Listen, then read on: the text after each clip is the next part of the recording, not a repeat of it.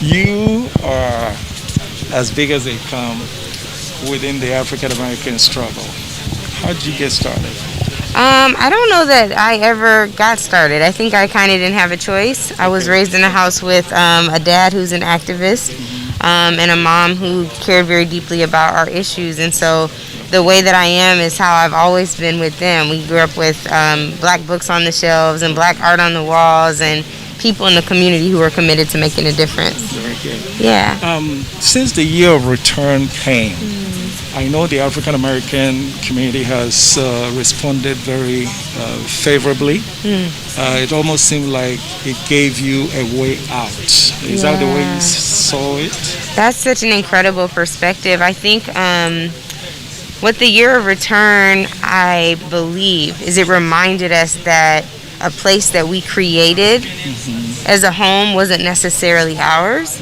And I think, in 2019, we were still in the middle of a really rough political regime, frankly, where people didn't feel at home anymore. Absolutely. And so the idea of something being better for us because it was where we originated from was very comforting at a time where we felt terrorized. So I hate I didn't come then, but I'm so elated to be here now. So do you think that now that the temperatures have calmed down a little bit, I know although there are some remnants of, Trumpism and MAGAism back there, do you think it's going to have an impact on the way brothers and sisters at home see that, we still have an option? Is that going to dampen the enthusiasm to return?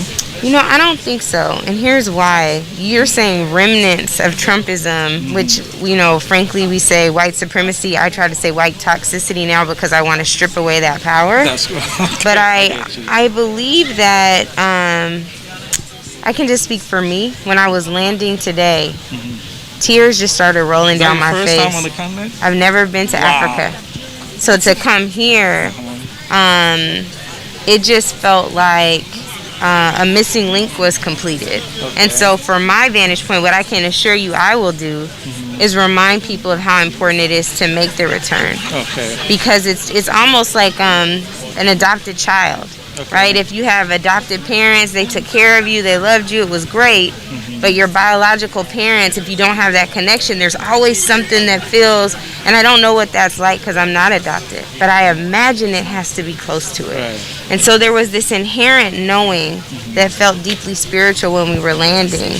And all I could say was thank you. Very good. So that is a sentiment that I will honestly and authentically share with our folks at home. So are we looking at, is there a future retirement possibilities in Africa for? Well, I can be bicontinental, right? I definitely want to do something here for sure.